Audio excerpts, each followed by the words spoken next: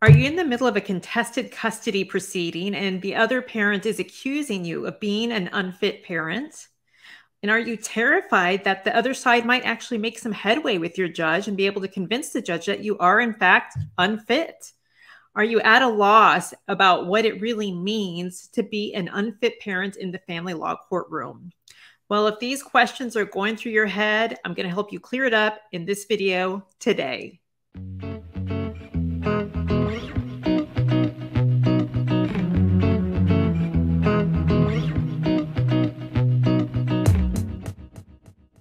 If you haven't already subscribed to the Command the Courtroom YouTube channel, go ahead and hit the little button right now so you don't forget. Also, hit the notification bell so you get notified each time I release a new video. My name is Wendy Hernandez, and I've been practicing law for 25 years. I've been doing exclusively family law since 1999, and I'm also the creator of Command the Courtroom. My life's work and my life's passion is helping people just like you get educated about the family law system so you can walk into the courtroom feeling more competent and confident. All right, so let's get into today's topic, which is parental unfitness. What does it take for one parent to show that the other parent isn't actually fit to share custody or parenting time of the minor children? So for starters, I just want to share with you the fact that it is rare for there to be one smoking gun that the judge looks at in making a decision that a parent isn't fit to parent children. And by that, I mean it's rare that one incident happens and the judge says, okay, all right, parent, you're done. You're not fit. I'm taking decision-making or custody away, or I'm taking parenting time away. Usually it is a combination of a lot of things happening at once. There are rare circumstances where maybe something big happened and the judge says, okay, the children aren't safe with parent A or parent B, so I'm taking the children away. And some examples might be, maybe a parent overdoses or gets a DUI while the children are in his or her care, or really is violent with the children, causing them injuries. Those instances may cause a judge to take the children from one parent or the other. In my experience, though, those circumstances where children are taken from one parent or another are oftentimes temporary. A lot of times judges give the parent who committed an error in judgment a chance to redeem themselves. Sometimes they can, and sometimes they can't. In many cases, a DUI may be evidence of a longer standing issue, which we're going to talk about in a minute. Or in some cases, an incident where children were injured by parents might be a symptom of a bigger domestic violence or child abuse problem, which we're also going to talk about. Okay, so I just want to make that clear because sometimes parents are afraid, hey, I got a DUI. Does that mean I'm going to lose custody of my kids? Not necessarily. So don't freak out if that's the case. Don't freak out if that's happened to you. You probably will get a chance to redeem yourself, and it's up to you. But let's talk about the major factors that the court looks at in making a decision about the unfitness of a parent. And like I said, in most cases, there are a lot of things going on at once. So in deciding whether you're an unfit parent or whether the other party is an unfit parent, I want you to ask yourself, is more than one of these factors present? And these are just some of the best interest factors that I talk a lot about in my other Command the Courtroom videos. So factor number one, alcohol, substance abuse. Do these issues exist in your case? If they do, then the question is the person, the parent who's suffering from a substance abuse issue, actively taking steps to fix the issue? Or is the parent just proceeding on with their drug abuse, with their alcohol abuse? They're not acknowledging it. They're not disclosing information about it. They seem to be unaware of it. They're not recognizing that this issue exists. So I have had several cases over the years where my clients had substance abuse issues. Just because they had substance abuse issues, however, didn't mean that they lost custody of their children. In cases where I have clients who are suffering from alcoholism or some sort of drug abuse, even prescription drug abuse, what I guide them to do or what I coach them to do is start working through these issues, working with the counselor, getting into rehabilitation, attending Alcoholics Anonymous, taking steps to get themselves better. So if you are a parent who has suffered from an alcohol or drug issue, If you are motivated and trying to get better, that is going to win a lot of points with the judge. And you have to stay straight on the straight and narrow. You may be subjected to ongoing drug tests, which is frustrating. But if you're clean, then maybe it's worth taking a drug test or a series of drug tests to put the issue to rest. Now, if you're a parent or a party who's suffering from a substance abuse issue and you refuse to take a drug test, or you don't want to seek counseling or seek therapy or go to Alcoholics Anonymous, then life could get harder before it gets easier for you and your children.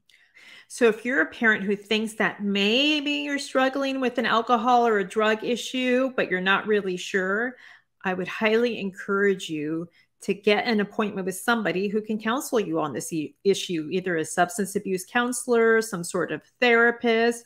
There are many drug abuse and alcohol abuse screening programs in cities all over the nation where you can go and they'll screen you and they'll talk to you about whether you need treatment for whatever you have going on. I also want to share that if you are suffering from some sort of addiction or substance abuse issue, there's no shame in that. You should not be afraid to admit that, especially if you're committed to helping yourself so you can get that time with your children, not only that they deserve, but that you deserve too. So another factor the courts will look at in making a decision whether a parent is fit to share decision-making of children or to have parenting time with children is whether or not a parent suffers from a mental health condition. And as you probably already know, there are tons and tons of mental health conditions in the world. They range from depression to bipolar disorder to schizophrenia to personality disorders. There are tons of mental health conditions. And if you're the parent who's suffering from a mental health condition, I first want to say, don't be afraid. If you're getting treatment for your condition, if you're under the care of a doctor, some sort of doctor or psychologist or psychiatrist, and you're following that doctor's orders, you should not be afraid to talk to the judge about what's going on with you. A judge, just like with alcohol and drugs, is really concerned about whether you are getting the help that you need so you can be a stable parent to parent the children. That is the main thing the judge is looking at. Where people get into trouble is when there's a diagnosis, where there are recommendations. Maybe the recommendations are that they should be taking certain medication or going to a certain number of counseling sessions per month, and they are blatantly ignoring those recommendations. And oftentimes in cases like that, where people aren't following those doctors' recommendations, the lack of medical oversight does play out in that person's judgment and behavior, which also comes out in court. So again, if you suffer from mental health conditions, one or more, my best recommendation to you is to follow your doctor's orders. If you're not sure if you suffer from a mental health condition, then just like with the substance abuse, get the name of a reputable counselor in your area, a therapist in your area, and meet with them. Meet with them to talk about what's going on with you personally, what symptoms you're experiencing, and get them to help you get on the right track. And for the parent who has an ex who has mental health conditions, what I want you to ask yourself is that parent treating those conditions? Are they taking care of business, or are they ignoring their mental health condition? And is that affecting parenting of the children? Is it affecting co-parenting with you? And if so, then these are things that you can bring up to the court as well. Next factor, is there the existence of domestic violence in your relationship with your ex? This is one of the huge factors that a judge looks at in making a decision about whether a parent is fit or not, in order to determine whether that parent should share joint decision-making or joint custody of the children and have time that's unrestricted. In my experience, a court looks at the severity of the domestic violence.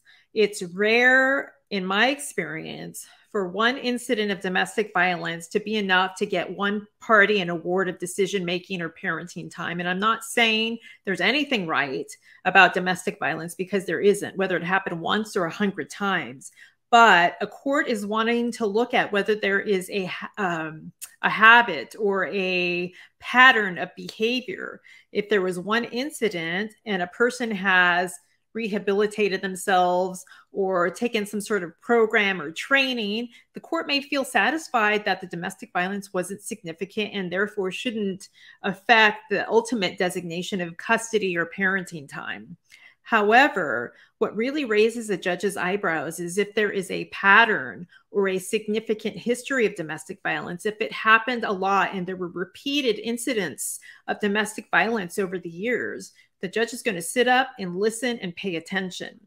A judge will also sit up and listen and pay attention if the domestic violence was severe in nature, if it was significant, if somebody landed in the hospital, if a bone was broken, if there were serious injuries. So keep that in mind, but also keep in mind there are circumstances where even somebody who was a perpetrator of domestic violence can, quote, redeem themselves in the eyes of the court.